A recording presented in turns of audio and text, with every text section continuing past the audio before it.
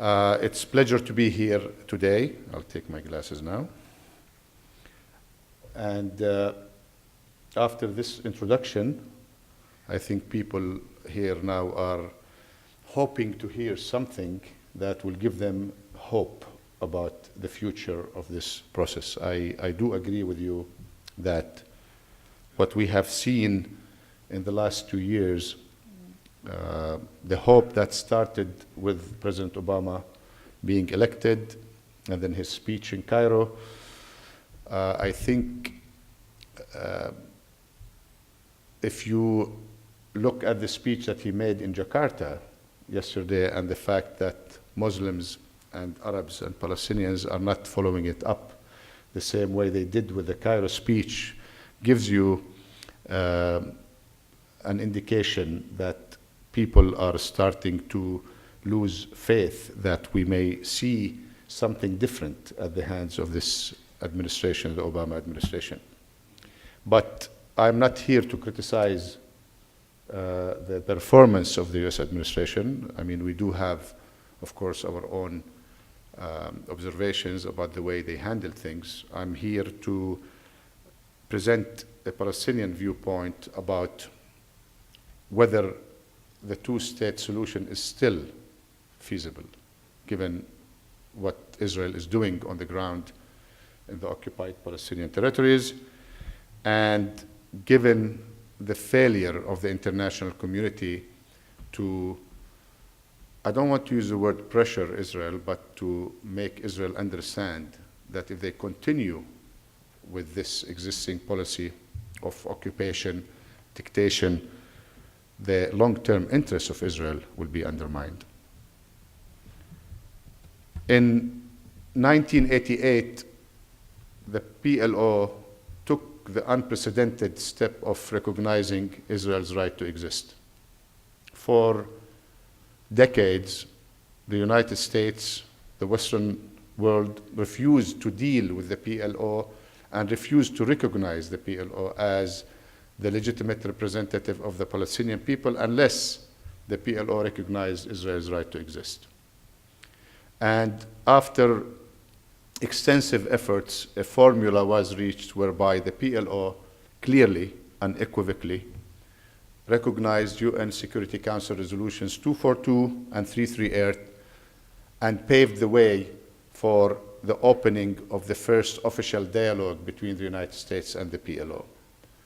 And at the same time, in 1988, the Palestine National Council, actually on the 15th of November, it will be 22 years since that declaration, also declared independence or issued a declaration of independence for a Palestinian state that will be established in the West Bank, the Gaza Strip, with East Jerusalem as its capital. We call that declaration the Palestinian Historical Compromise.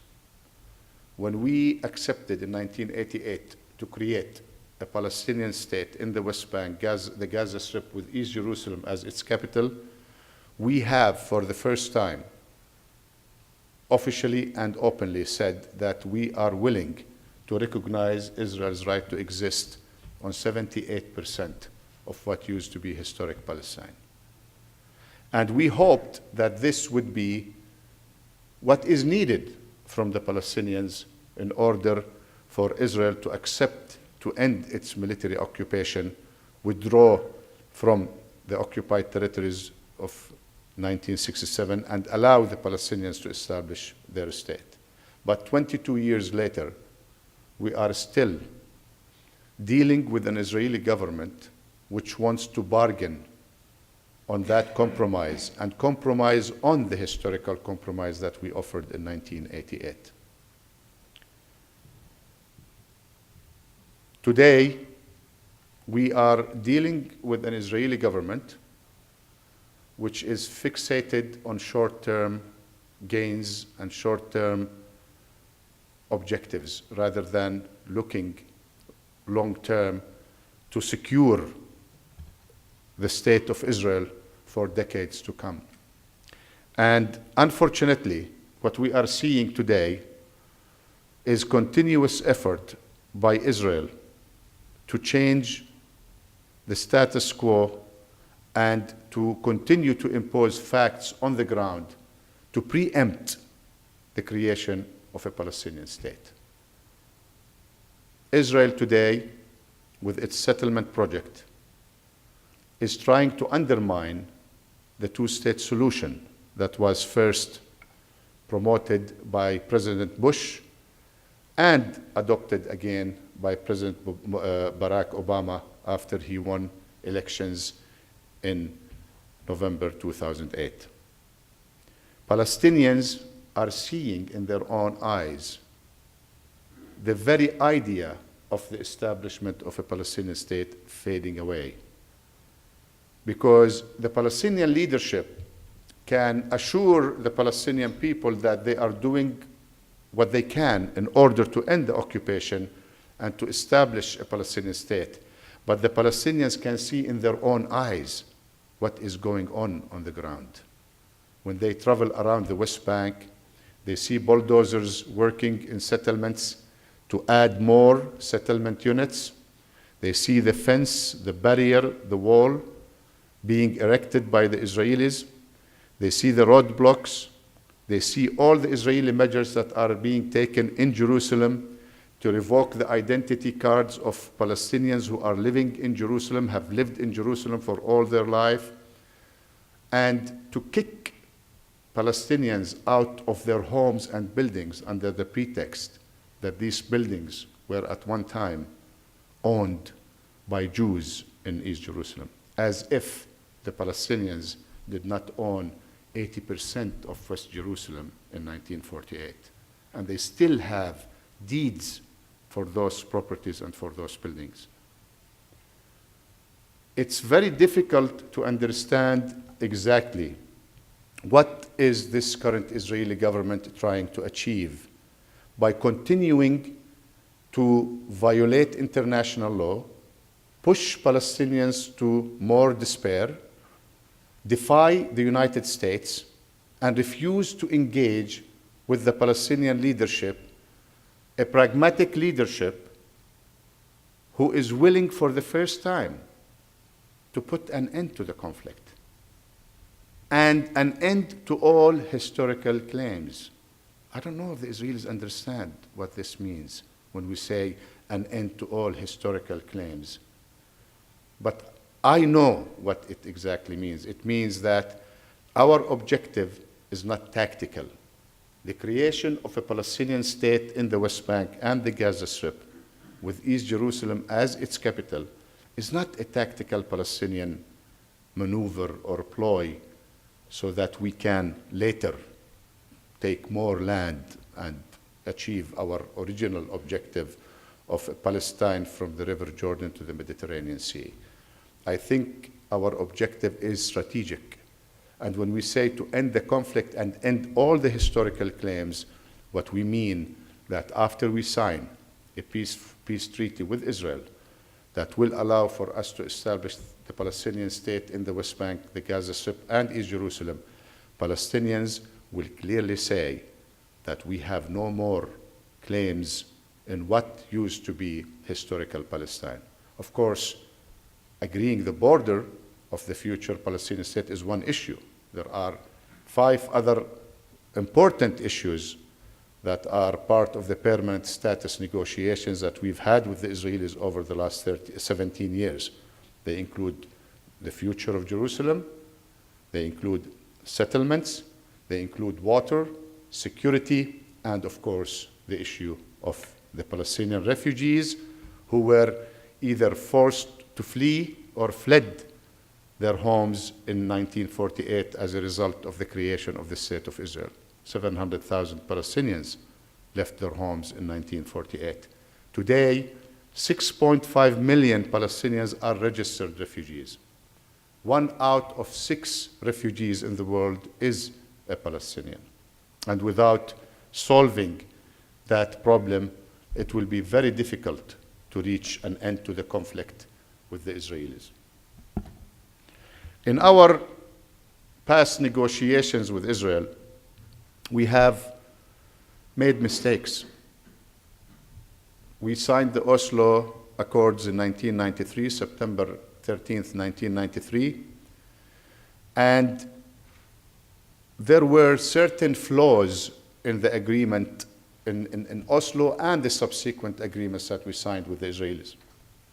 And I'll try to touch on some of these flaws and shortcomings. The first one was the ambiguity of the agreements that we signed with Israel. The way they were drafted allowed the two parties to interpret the agreement according to their own liking. Some argue that that was the only way to bring the two sides together and agree on something after decades of conflict. But that constructive ambiguity really harmed the agreements and undermined the implementation of the different aspects of the agreement that we signed. The second mistake, or the second shortcoming, was accepting to defer the most important issues until the transitional period was over. Oslo in 1993 called for a transitional period for 5 years that would be then concluded by reaching a permanent status agreement between the Palestinians and the Israelis.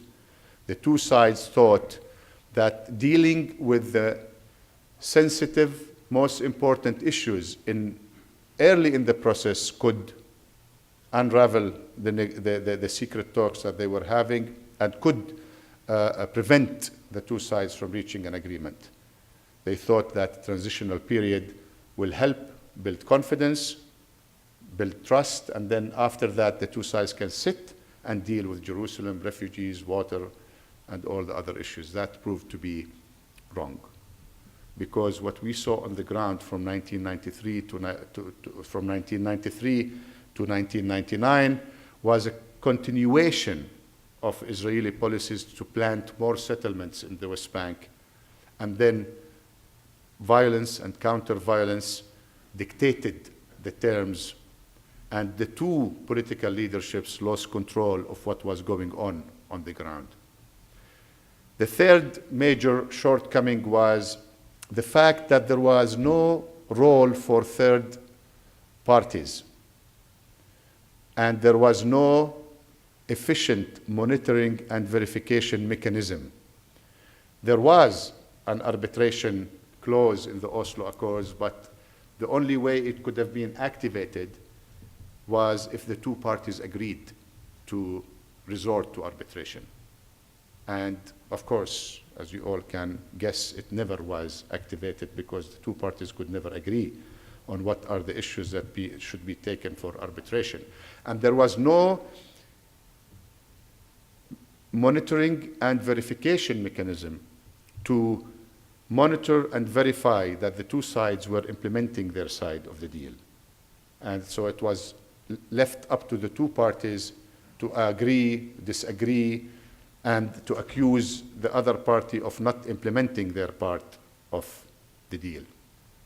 Another major shortcoming was the failure of the two parties to adhere to the deadlines and to the time frame that was stipulated in the Oslo Accords. And that really hurt the process and damaged the credibility of the agreement that was signed between the two sides, when Israel, on many occasions, failed to adhere to its obligations of turning more territory to the Palestinians to spread their control in the Palestinian areas. So, by looking back at these major shortcomings, the Palestinians decided that we can no longer accept states with provisional borders, as has been floated by the Israelis, or transitional periods, or to defer the issues until a later stage.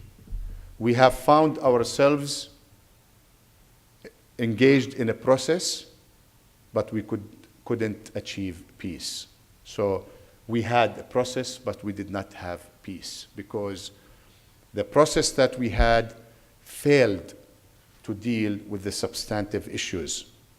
And we found ourselves only concerned about getting this process going without making any tangible results, neither on the ground in terms of the daily life of the Palestinians and the Israeli military occupation, nor at the negotiating table with the Israelis to try to reach an agreement that will end the conflict.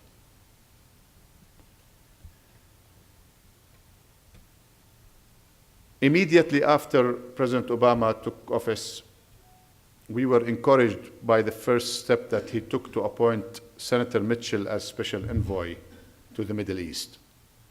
Senator Mitchell, a man of integrity, a very seasoned politician, started the administration's efforts early after the president took office. And we were encouraged that maybe this administration will take a different approach to the conflict. Because, again, everybody started late, so the president thought maybe it will be a good idea to start early, and that sent some encouraging signals to the Palestinians and to the Arabs that the United States is finally serious and determined to find a solution to the Palestinian-Israeli conflict. But it was not too long before the administration found out that on the Israeli side, there is a party which is not willing to budge and is not willing to engage. We all remember when President Obama called on Israel to cease settlement activities, including natural growth, and then after the administration failed to convince the Israelis to do that, they reached a compromise for what the Israelis called a moratorium on settlement activities in the West Bank. That did not include, of course, East Jerusalem, which is an occupied territory. And for 9 months, 10 months, the Israelis have spread so many myths about the settlements, trying to justify the continuation of the building of the illegal settlements in the West Bank. One of these myths was, well, we imposed a so-called moratorium, and the Palestinians for 10 months did not take advantage of that moratorium to talk to us about making progress in the negotiations and the political context. This is, of course, false, because the Palestinians, through Senator Mitchell and through the US administration, have submitted many ideas and proposals to the Israelis that until today, November 10th, 2010, we have not received even a response from the Israeli government of Prime Minister Netanyahu. Not even a counter proposal to argue with the Palestinian position. The administration, the US administration, and the Palestinians agreed that as a starting point, maybe it is a good idea to discuss with the Israelis the issue of the borders and security, and try to deal with these two issues, because if we can define the borders of the future Palestinian state with Israel, we can take care of the issue of the settlements, and the issue of the settlements will not become a problem every time we want to make progress with the Israelis. The Israelis did not respond. So we embarked on this proximity talks, and we agreed, all of us, Israelis, Palestinians, and Americans, that once these proximity talks produce some substantive results, we will move to the next stage, which is direct talks. For 10 months, the Israelis kept maneuvering and refused to engage with us on any of the two issues, security and borders. Then in the summer, the administration approached the Palestinian side and said, well, it's time we move to direct talks. We told them, but nothing has happened in the proximity or in direct talks, as we agreed.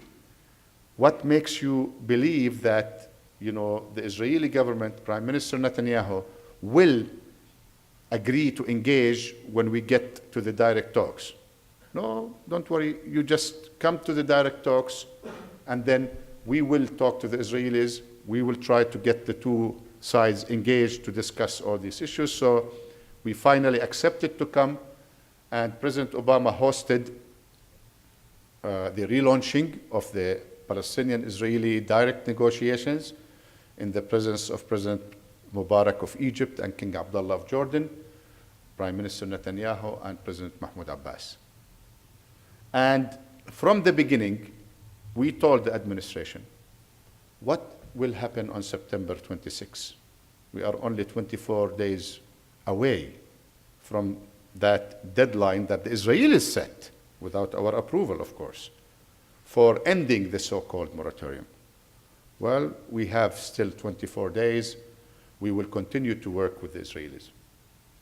During Prime Minister Netanyahu's meetings with President Abbas here in Washington, President Abbas, tried so hard to get a commitment from the Israeli Prime Minister to get engaged with the Palestinian side on all the issues, to start with borders and security.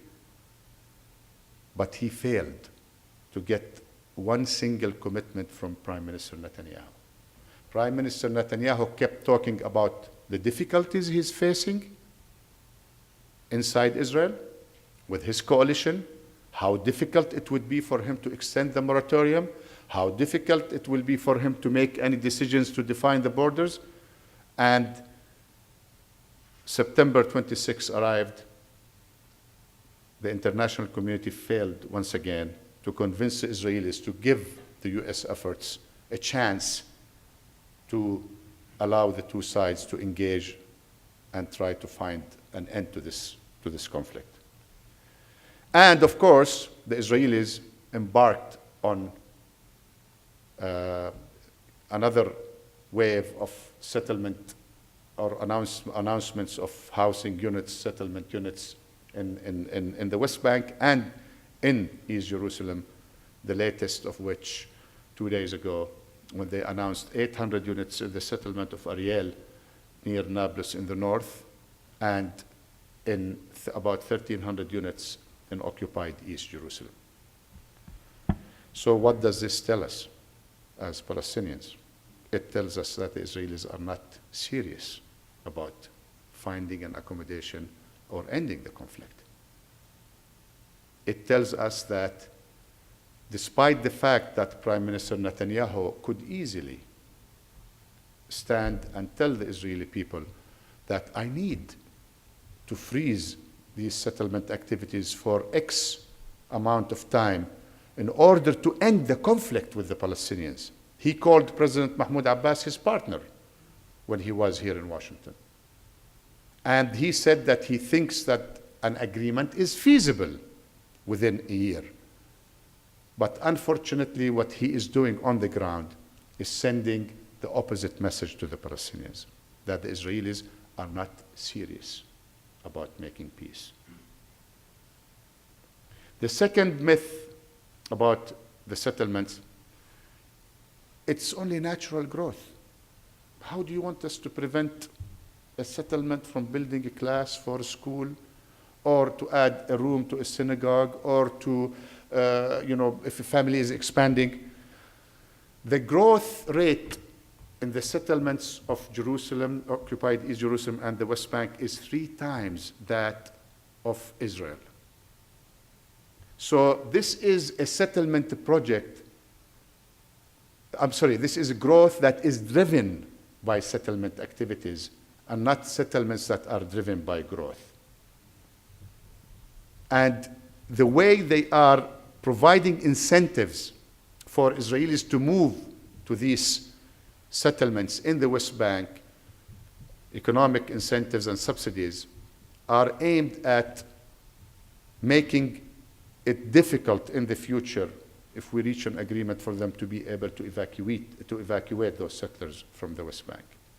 Third, You've heard Israeli officials recently talking about what is the big deal the Palestinians are making about 1.7, 1.8% of the West Bank. That's all the area that we are building in. So what is the big deal? First, given the small area of the West Bank, any fraction of a percentage is important for the Palestinians. It's not the numbers, it's the location of all these settlement building. If you are talking about Jerusalem, which is probably 0.05, the area of the old city and the surrounding areas of the West Bank, this is a very serious issue for us that we cannot accept and live with. So it's not an issue of numbers. It's an issue of a principle, and it's the issue of the location of all these settlement activities in and around occupied East Jerusalem, in certain areas in the West Bank, to cut off the West Bank into different Bantustans or areas that the Palestinians cannot access. And there is a contradiction in the Israeli argument about how small these areas are. In past negotiations with the Palestinians, the Israelis submitted maps requesting 6.5 to 7% of the area of the West Bank to be annexed to Israel, because they believe that they need to accommodate the number of settlers and settlements, so they want to keep 6.5 to 7% of the area of the West Bank. Now, if that number that they submitted to us in previous negotiations is valid still, why are they today saying that we only are building in 1.7 to 1.8%? They are actually using our figures. The 1.7 to 1.8% is the Palestinian figure of how large is the area that the settlements are existing on. So you find a complete contradiction between the position on the swaps and the position on building up the areas, the settlements. The fourth myth is that this is a Palestinian precondition. Palestinian precondition, the cessation of settlement activities was mentioned in Oslo, was mentioned in 2003 in the roadmap that the Israelis accepted. Their number one obligation was to cease settlement activities, including natural growth. The Palestinians had their own obligations on security, reforming their institutions, and, and maintaining law and order in areas under their control, security, and the Israelis accepted that this would be their obligation. So when the Palestinians are asking the Israelis to cease settlement activities, they are asking them to honor and respect the agreements that they signed and accepted with the Palestinians and with the international community. It's not a precondition. This position, the Palestinian position, is no longer a Palestinian position. It's an international position. Even the United States today says that they will never recognize the continuation or the illegitimacy of the continued Israeli settlement activities.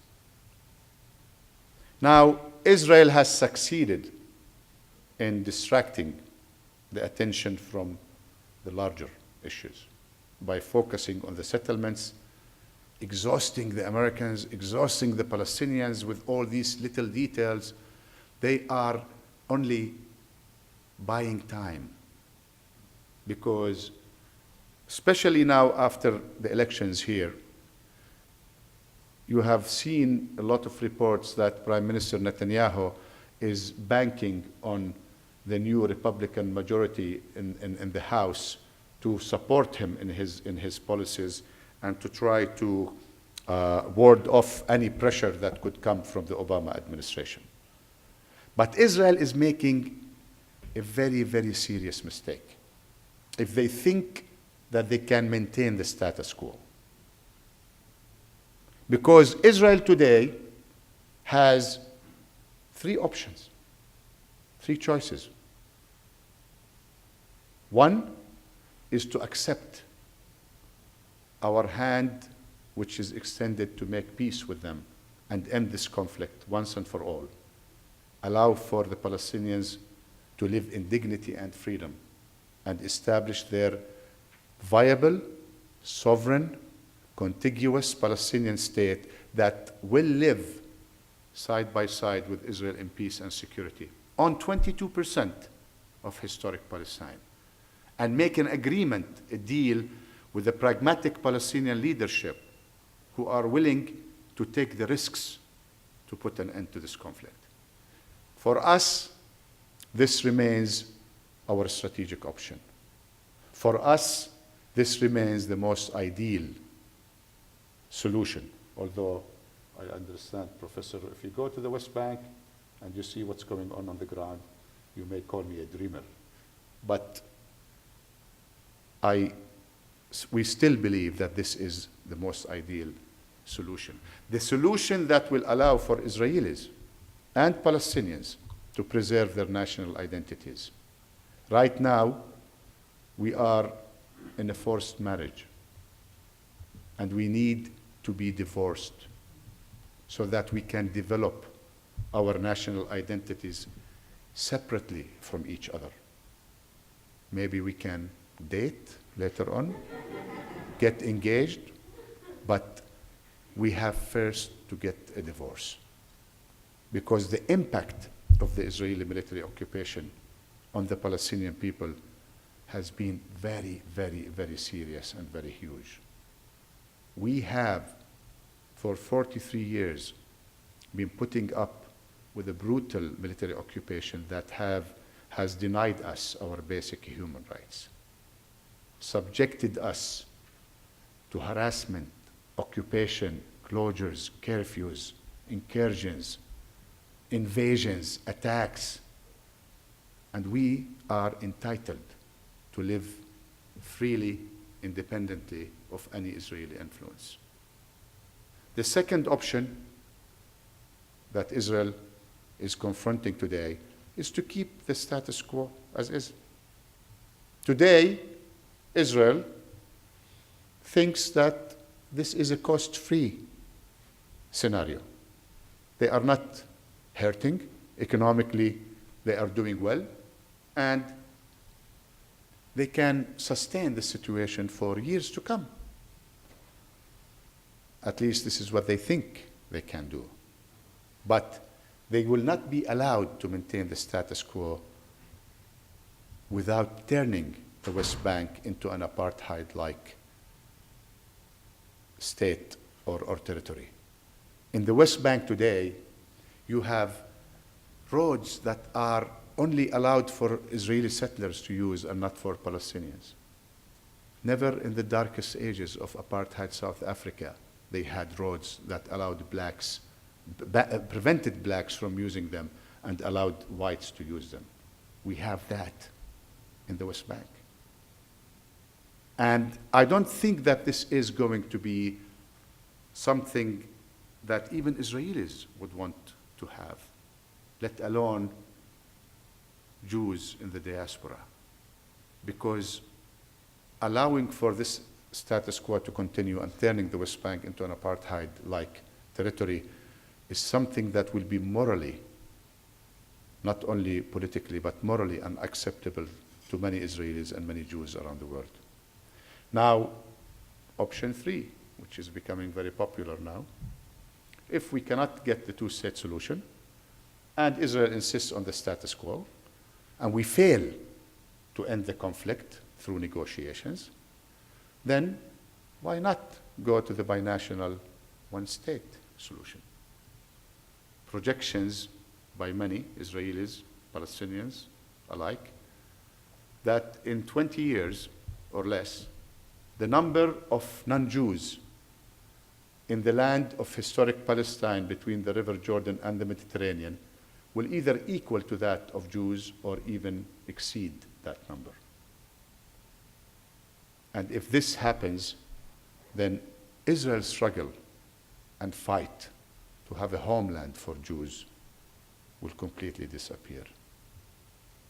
So we are still committed to the first option. But at the same time, we cannot continue to fool ourselves.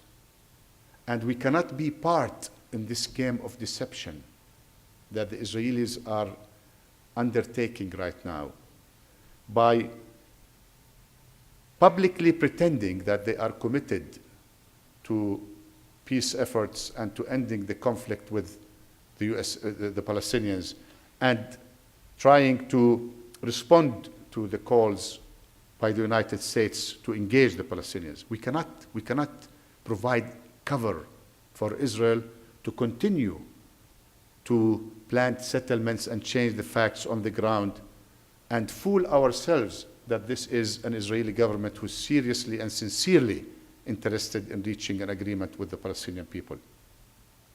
So we have recently started to contemplate other options, because it's only simple. If you try a path that does not produce any results, scientifically, you have to think about another path that could produce those results. Of course, short of violence. I'm not advocating violence at all. I'm not advocating the return to violence, because we did try that in the past, and it did not provide or yield the results that we want. And on the contrary, it did hurt the Palestinian national interest when we resorted to violence. But as a people under occupation, we are entitled to contemplate options and approaches that will speed up the end of this Israeli military occupation that started in 1967. And we will work with the United States and the international community in order to see to it that these efforts, the international efforts, will yield results and will yield to a settlement between the two sides that will provide security for the Israelis and freedom and dignity for the Palestinians. Thank you very much.